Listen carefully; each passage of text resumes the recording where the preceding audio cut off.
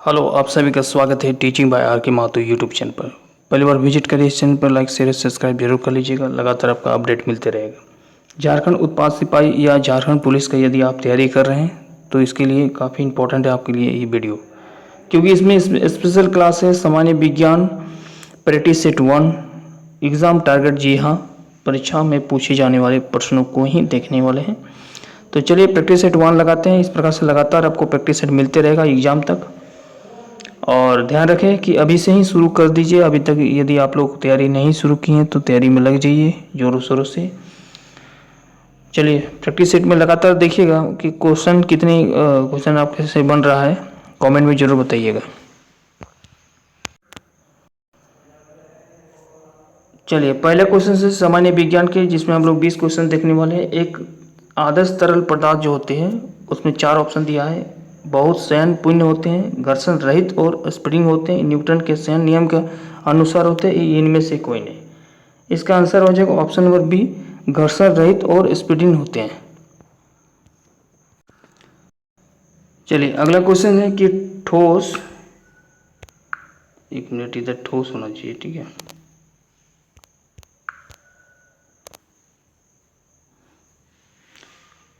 ठोस के पिघलने के दौरान उसका तापमान क्या होगा? तो ठोस के जब पिघलता है उसका तापमान में कोई परिवर्तन नहीं होता। ऑप्शन नंबर डी यहाँ पर करेक्ट होगा।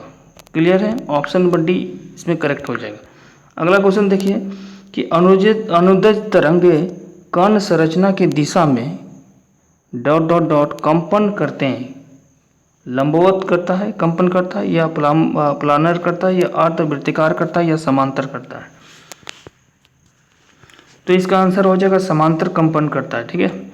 अगला देखिए क्वेश्चन पूछ रहा है कि मानव मस्तिष्क में ध्वनि की अनुगूंज कितनी देर तक कायम रहती है, ठीक है। जैसे कोई बोलता है या कोई बात करता है या किसी प्रकार से ध्वनि उत्पन्न होती है, चाहे वह स्टीम से हो या टीन से हो या कोई वस्तु से हो, तो मनुष्य में जो कानों में ध्वनि जो गूंज रहता है वो कितने सेकंड तक मौजूद रहता है, ये सवाल यहाँ पर पूछा गया है।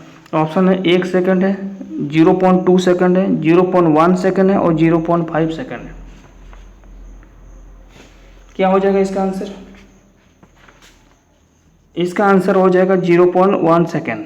यानी क्वेश्चन इस प्रकार से भी पूछ सकता है 0.1 सेकंड या 1/10 सेकंड भी पूछ सकता है, ठीक है, ध्यान रखिएगा। चलिए अगला देखिए, विद्युत परिपथ कनेक्शन कितनी प्रकार के होते हैं? हम लोग जानते हैं विद्युत परिपथ यानी सर्किट जो होता है उसका कनेक्शन 2 प्रकार के होते हैं। पहला होता है आपका सीरीज में, पहला में, और दूसरा जो होता है वो पैरेलल में जुड़ा रहता है, ठीक है, पैरेलल में जुड़ा रहता है। इसलिए ऑप्शन नंबर यहाँ पर क्या हो जाएगा, ए नंबर सही हो जाएगा, यानी 2। अब देखिए मेडलिफ की आवर्त सारणी में तालिका डॉट डॉट डॉट निकल से पहले दिखाई देती है, ठीक है, निकल से पहले दिखाई देती है, यानी Ni से पहले दिखाई देगी।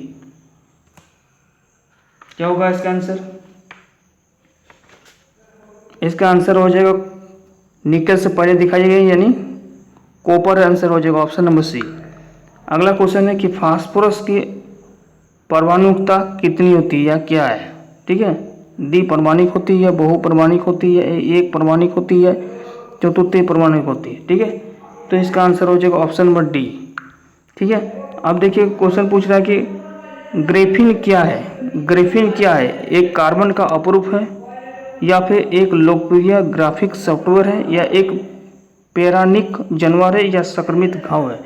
तो आप बोलिएगा इसका आंसर जो होगा एक कार्बन का अपरूप होता है, ग्राफिक, ठीक है। ऑप्शन नंबर ए यहाँ पर सही हो जाएगा। अगला क्वेश्चन यहाँ पर पूछ रहा है कि पोटेशियम नाइट्रेट का मॉलिक्यूलर फॉर्मूला यहाँ पर पूछ रहा है। पोटेशियम नाइट्रेट का मॉलिक्यूलर फॉर्मूला क्या होता है? क्या होगा? पोटेशियम नाइट्रेट का मॉलिक्यूलर फॉर्मूला होता है KNO3, यानी ऑप्शन नंबर ए यहाँ पर करेक्ट होगा। अगला देखिए यहाँ पर पूछ रहा है कि CNG, क्या पूछ रहा है? CNG का मुख्य घटक क्या है? CNG का मुख्य घटक क्या होता है? मीथेन होता है। ऑप्शन नंबर ए यहाँ पर सही हो जाएगा, ऑप्शन नंबर ए यहाँ पर सही हो जाएगा। मीथेन में होता है, CNG का प्रमुख घटक में से माना जाता है। अगला क्वेश्चन यदि देखा जाए तो निम्नलिखित में से कौन सा एक संयोजित उत्तक है? तो संयोजक ऊतक क्या होता है, एक ब्लड होता है, लेकिन यहाँ पर ब्लड नहीं दिया हुआ है, ठीक है। तो इसका आंसर हो जाएगा हड्डी, ऑप्शन नंबर सी यहाँ पर हो जाएगा, करेक्ट हो जाएगा। क्लियर है, ऑप्शन नंबर सी यहाँ पर करेक्ट हो जाएगा। अगला क्वेश्चन पूछ रहा है कि एक वृक्ष की बाहरी संरक्षित परत होती है, बाहरी जो संरक्षित परत होती है वो किस प्रकार से होती है। तो बाहरी जो संरक्षित परत होती है वो जो होती है वो एक बल्लक होती है, ठीक है। ऑप्शन नंबर सी यहाँ पर हो जाएगा करेक्ट। अगला क्वेश्चन पूछ रहा है कि मानव मस्तिष्क का ग्राम जो होता है ना, मानव मस्तिष्क का ग्राम में वजन कितना होता है। आपको ग्राम में बताना है कि मनुष्य के मस्तिष्क का जो वजन होता है वो ग्राम में कितना होता है, सभी में ग्राम दिया है, ठीक है। तो आंसर क्या हो जाएगा, ऑप्शन नंबर यहाँ पर सी करेक्ट होगा। 1200 से लेकर 1400 ग्राम होता है एक मनुष्य मानव मस्तिष्क का वजन होता है 1200 से 1400 ग्राम। ऑप्शन नंबर सी यहाँ पर करेक्ट होगा। अब अगला क्वेश्चन से कि सम्मिलित करना है सूची 1 और सूची 2 में। सूची 1 में विटामिन का नाम दिया हुआ है लेफ्ट साइड में, और राइट साइड में दिया है उसके होने वाले कौन से डिजीज होती है, कौन से रोग होती है, ठीक है। तो विटामिन से रिलेटेड हो या डिजीज से रिलेटेड हो, मैंने ट्रिक बताई हूँ, इस चैनल पर जाके विजिट कर सकते हैं, देखिएगा साइंस ट्रिक लिखा रहेगा, वहाँ से क्लिक करके आप सारा चीज़ वीडियो को देख लीजिएगा, एक क्वेश्चन वहाँ से आ जाएगा, ठीक है। तो देखिए विटामिन B7 जो होती है, विटामिन B7 इससे कौन सा रोग होता है, विटामिन B7 से होता है बालों का झड़ना। ऑप्शन नंबर ए यहाँ पर करेक्ट होगा, ऑप्शन नंबर ए यहाँ पर करेक्ट हो जाएगा, ठीक है। एक एक चीज़ मिलाइएगा, एक एक की चीज़ आपको मिलाना है, ठीक है। क्लियर है, ऑप्शन नंबर ए यहाँ पर करेक्ट हो जाएगा। विटामिन जो B7 होता है उसे हम क्या कहते हैं, उसे हम बायोटिन कहते हैं, रासायनिक नाम होता है उसका बायोटिन। क्लियर है, यानी बालों का झड़ना, इसके अलावा सिर का दर्द, लकवा मारना, ये सब B7 का कारण है, ठीक है। तो एक हो जाएगा 3, यहाँ पर 1 3 नहीं है, इसलिए इसको हटा दीजिए दोनों को, ठीक है।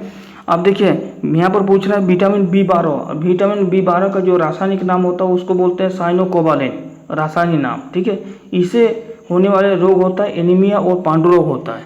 तो यहाँ पर कहीं दिख रहा है एनीमिया और पांडु रोग, इसकी एनीमिया पांडु रोग के अलावे इसको अरक्तता की कमी भी बोलते हैं। तो देखिए ऑप्शन नंबर 1 में यहाँ पर है अरक्तता का कमी, है या नहीं है, ऑप्शन नंबर ए में यहाँ पर है, ठीक है। उसके बाद विटामिन ई, विटामिन ई का रासायनिक नाम क्या होता है, टोकोफेरॉल, ठीक है। इसमें जनन शक्ति का कम होता है, ठीक है, बांझपन उत्पन्न होती है इसको जिसको बोलते हैं, ठीक है। तो ऑप्शन नंबर सी का हो जाएगा 4 नंबर, ठीक है, बांझपन के उत्पन्न होना। अब विटामिन के, विटामिन के का रासायनिक नाम होता है फ्लोक्विनिन, फ्लोक्विनिन, ठीक है। इसमें रक्त का थक्का न बनना, रक्त का थक्का न जमना या बनना, ठीक है। तो ये ऑप्शन नंबर बी में जाएगा। आप थोड़ा सा मिलान कर लीजिए, देखिए विटामिन ए, विटामिन B7 क्या हमने बोला, विटामिन बी हो गया बायोटिन, इसके लकवा, शरीर में दर्द, बालों का गिरना, यानी बी जो विटामिन B7 होगा, यानी ए का क्या हो जाएगा 3, ए का 3 इसमें है, दोनों में है, इसमें भी है इसमें भी है, ठीक है। विटामिन B12 जिसको साइनोकोबालेन बोलते हैं, ठीक है, जिसको साइनोकोबालेन बोलते हैं B12 को, ठीक है। तो ये क्या हो जाएगा, ऑप्शन नंबर ए प्रनाशी अरक्तता होना, option number A, option number A इसी में है सिर्फ, ऑप्शन नंबर ए, बाकी इसको हटा दीजिए, ऑप्शन नंबर ए करेक्ट हो जाएगा। क्लियर है, तो इसी प्रकार से आप लोगों को कट के वहाँ पर ये आंसर देना। OMR सीट पर एग्जाम होगा, ध्यान रखिएगा, झारखंड पुलिस और उत्पाद सिपाही वाले। आप देखिए निम्नलिखित में से कौन सा टेस्ट, यहाँ पर क्या क्वेश्चन पूछा जा रहा है, यहाँ पर क्वेश्चन पूछा जा रहा है कि निम्नलिखित में से कौन सा टेस्ट एड्स के लिए किया जाता है। देखिए PCR, रीपा, कार्पास और एलिसा, ठीक है। तो इसका आंसर जो होगा वो सभी हो जाएगा, इस सारा का जो टेस्ट होता है वो एड्स के लिए किया होता है, ठीक है। तो ऑप्शन नंबर डी यहाँ पर करेक्ट होगा। अगला क्वेश्चन जो पूछा जा रहा है वो है कार्टाजेना प्रोटोकॉल्स का संबंध किससे, कार्टाजेना प्रोटोकॉल्स का संबंध जो है वो किससे है, यहाँ पर सवाल पूछा गया है, ठीक है। तो इसका करेक्ट आंसर क्या हो जाएगा, ऑप्शन नंबर डी हो जाएगा, जैव सुरक्षा के लिए, ठीक है। अगला क्वेश्चन यहाँ पर पूछा जा रहा है कि निम्नलिखित में से कौन सा पादप हार्मोन है। तो पादप हार्मोन क्या होता है, साइनोकाइटिन, साइनोकाइटिन जो होता है एक प्रकार का एक प्रकार का क्या होता है, पादप हार्मोन होता है। ठीक है, चलिए अगला क्वेश्चन को देखते हैं। निम्नलिखित में से किस अंग में आवश्यकता से अधिक शर्करा या कार्बोहाइड्रेट ग्लाइकोजन के रूप में संचित हो जाता है, इसे बोलते हैं यकृत में। ऑप्शन नंबर सी।